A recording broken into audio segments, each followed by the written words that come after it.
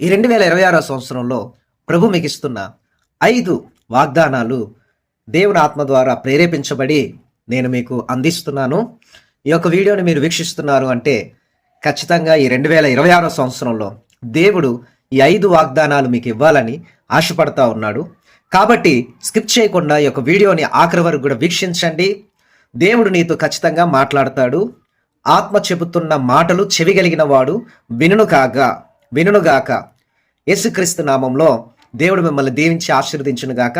గడిచిన సంవత్సరం అంతా కూడా మీ జీవితంలో నష్టాలు, వేదనలు, బాధలు, కష్టాలు, శ్రమలు, అప్పులు, గొడవలు, అల్లర్లు, అనేకమైన మరణాలు, అనేకమైన హింసలు చూశారు.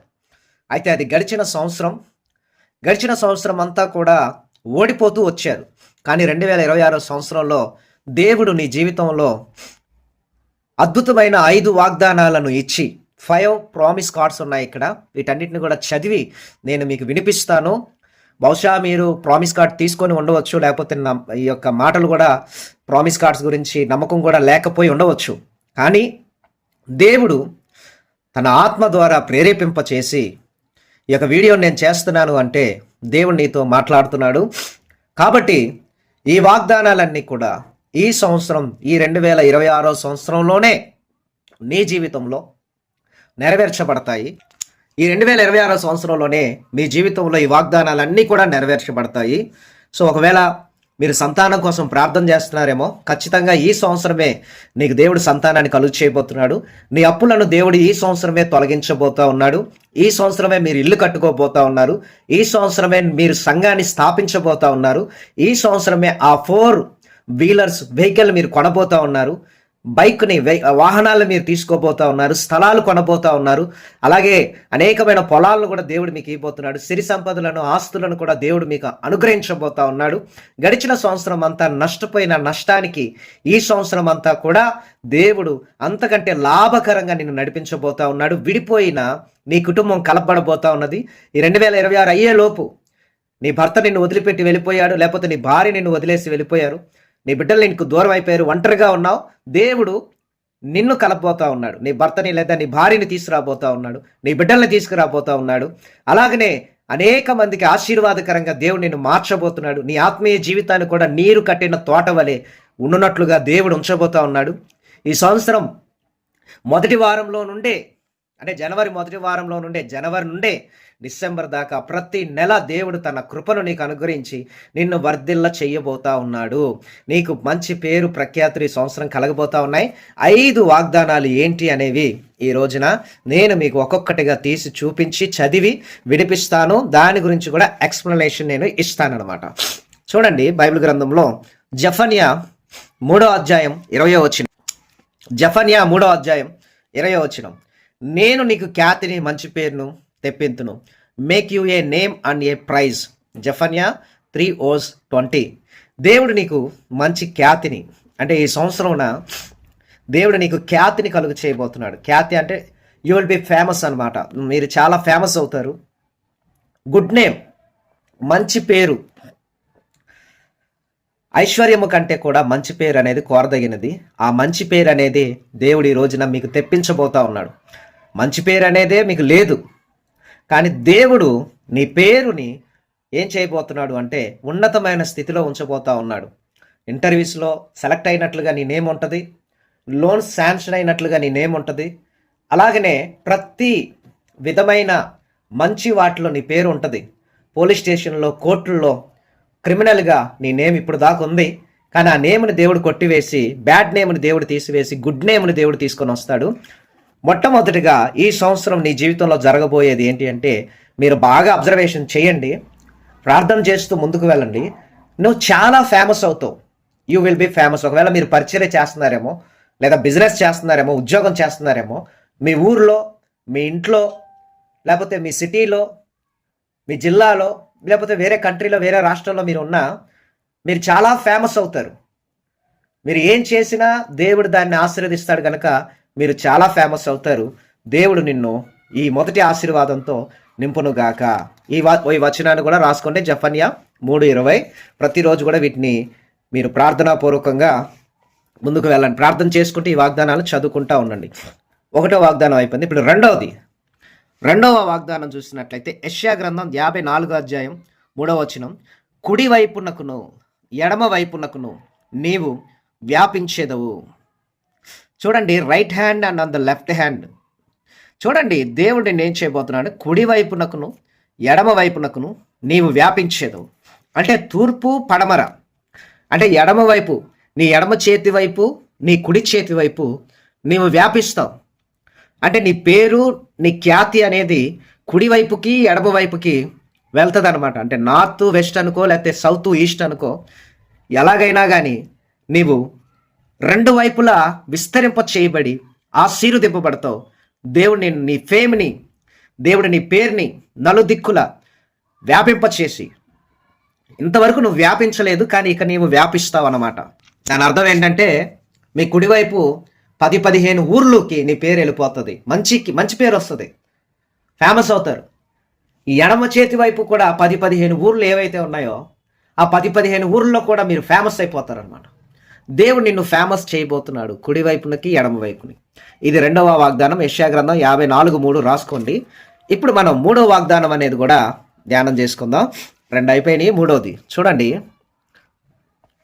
యెషయా గ్రంథం 60వ అధ్యాయం 5వ వచనం, జనముల ఐశ్వర్యము నీ యొద్దకు వచ్చును. ఐశ్వర్యము నీ యొద్దకు వచ్చును. మరి 2026 సంవత్సరంలో ఫైనాన్షియల్గా నీవు ముందుకు వెళ్ళాలి. మీరు చాలామందికి అప్పులు ఉన్నారు, అప్పులన్నీ తీర్చబడాలి. మరి చాలామందికి మీరు బాకీ ఉన్నారు, రుణాలు కలిగి ఉన్నారు, ఆ రుణాలన్నీ తొలగిపోవాలి.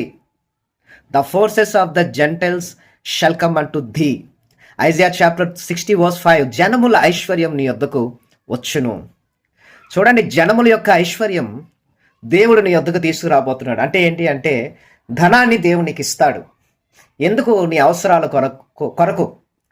ఈ రోజున మీరు చాలామందికి అప్పులు ఉన్నారు, అప్పులన్నీ ఈ సంవత్సరంలో మొత్తం కొట్టివేయబడి నీవే అనేకులకి అప్పిచ్చేలాగా దేవుడు చేయబోతా ఉన్నాడు. గట్టిగా ఆమెన్ చెప్పు, ఆమెన్.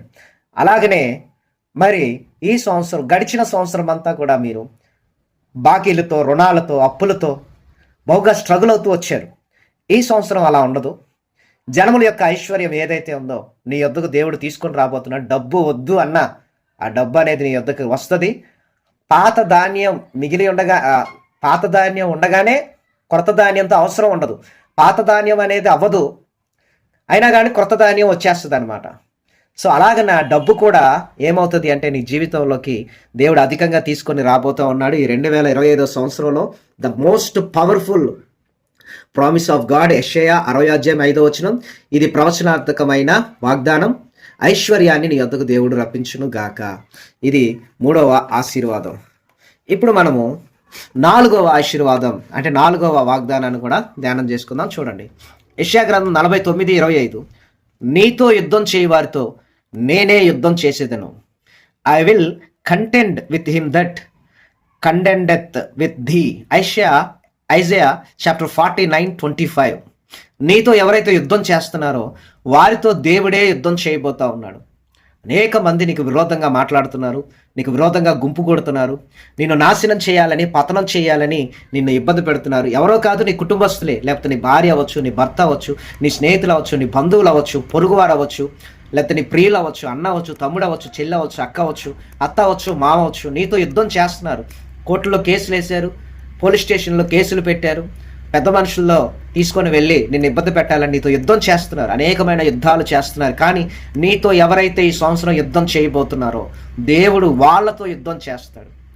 ఐగుప్తులతో దేవుడు యుద్ధం చేశాడు, నాశనం చేశాడు. ఫిలిస్తీన్లతో దేవుడు యుద్ధం చేశాడు, వాళ్ళందరినీ నాశనం చేశాడు. అమాలేకీయులతో దేవుడు యుద్ధం చేశాడు, వాళ్ళందరినీ నాశనం చేశాడు. నీతో యుద్ధం చేయవారితో కూడా దేవుడు యుద్ధం చేసి నిన్ను గెలిపించి నీ శత్రువులను నీ యుద్ధం నుండి పారిపోనట్లుగా ఈ సంవత్సరం చేయబోతా ఉన్నాడు. అనేక మంది నీతో యుద్ధం చేయవచ్చు గాక ఈ సంవత్సరం, కానీ ఈ యుద్ధంలో విజయం నీదే. ఇది 4వ ఆశీర్వాదం. 5వ ప్రామిస్ ఏంటి అంటే, యెషయా గ్రంథం 60వ అధ్యాయం 14వ వచనం, నిన్ను బాధించిన వారి సంతానపు వారు నీ ఎదుటికి వచ్చి సాగిలపడతారు. The sons also of them that affected thee shall come bending unto thee. Isaiah chapter 60:14. నిన్ను బాధించిన వారి సంతానపు వారు నీ ఎదుటికి వచ్చి సాగిలపడతారు. ఈ రోజున నిన్ను ఎవరైతే బాధించారో 2025 సంవత్సరం నిన్ను ఎవరైతే బాధించారో, నిన్ను శ్రమల పాలు గురి చేశారు, మోసం చేశారు, ఇబ్బంది పెట్టారు, వారి సంతానపు వాళ్ళు నీ ఎదుటికి వచ్చి సాగిలపడతారు. ఏంటి అంటే నీ దగ్గరికి వచ్చి నీ సాయం కోరేలాగా దేవుడు చేస్తాడు. కాబట్టి నిన్ను బాధించిన వాళ్ళందరికీ దేవుడు తీర్పు తీర్చే రోజు ఈ సంవత్సరంలో రాబోతా ఉన్నది. వాళ్ళందరినీ నీ యొద్దకు తీసుకొని వచ్చి వాళ్ళందరూ నిన్ను పొగిడేటట్లుగా చేయబోతా ఉన్నాడు. ఎవరైతే నిన్ను గెంటేశారో, ఎవరైతే నిన్ను వేధించారో, ఎవరైతే నీ మీద అబద్ధముగా చెడ్డ మాటలు పలికారో, ఎవరైతే నిన్ను నీ క్యారెక్టర్ని తప్పు చేయకపోయినా తప్పు చేసావని నలుగురిలోకి తీసుకుని వెళ్ళి నిన్ను ఇబ్బంది పెట్టారో వాళ్ళందరూ నీ ఎదుటికి వచ్చి సాగిలపడేలాగా దేవుడు చేయబోతా ఉన్నాడు. కాబట్టి ఈ యొక్క 5 వాగ్దానాలు రెఫరెన్స్ అన్ని కూడా మీరు రాసుకోనండి. ఈ సంవత్సరంలో మంచి పేరు రాబోతుంది. కుడివైపు ఎడమవైపుకి వెళ్తావు. బాధించిన సంతానపు వారిని ఎదురుకొచ్చి సాగిలపడతారు. జన్మల ఐశ్వర్యాన్ని ఎదురుకు వస్తుంది. దేవుడు అలాగే నీతో యుద్ధం చేసేవారితో దేవుడు యుద్ధం చేస్తాడు. ప్రార్థనాపూర్వకంగా ఉండండి. సో మీరు ప్రామిస్ కార్డ్ తీసుకొని ఉంటారు. మీకు దేవుడు ఏ వాగ్దానం ఇచ్చాడో నాకు తెలియపరచండి. మీరు ఎవరైనా ప్రామిస్ కార్డ్ తీసుకోకపోతే నాకు ఫోన్ చేయండి లేదా వాట్సాప్ చేయండి, నేను మీకు పంపిస్తాను. సో ఈ యొక్క 5 వాగ్దానాలు ఈ సంవత్సరంన దేవుడు మీ జీవితంలో జరిగించబోతున్నాడు. స్క్రీన్ మీద కనపడుతున్న నెంబర్కి వాట్సాప్ ద్వారా మీ ప్రార్థనాస్తులు తెలియపరచండి. ఒక నెంబర్ ద్వారా ఫోన్ చేయండి. మీకు ప్రామిస్ కార్డ్ వచ్చింది కానీ దాని అర్థం మీకు తెలియదు, అర్థం తెలియాలి అన్నా కానీ మీకు డౌట్ ఉంటుంది, నాకు ఫోన్ చేయండి, నేను మీకు తెలియపరుస్తాను. అలాగనే ఈ ఛానల్ని సబ్స్క్రైబ్ చేయండి, లైక్ చేయండి, అనేకులకు కూడా షేర్ చేయండి. కామెంట్స్లో ఏమని రాస్తారు అంటే జనముల ఐశ్వర్యం నా ఎద్దుకు వచ్చును. కామెంట్స్లో జనముల ఐశ్వర్యం నా ఎద్దుకు వచ్చును అని రాయండి. దేవుడు మిమ్మల్ని మీ కుటుంబాన్ని దీవించును గాక.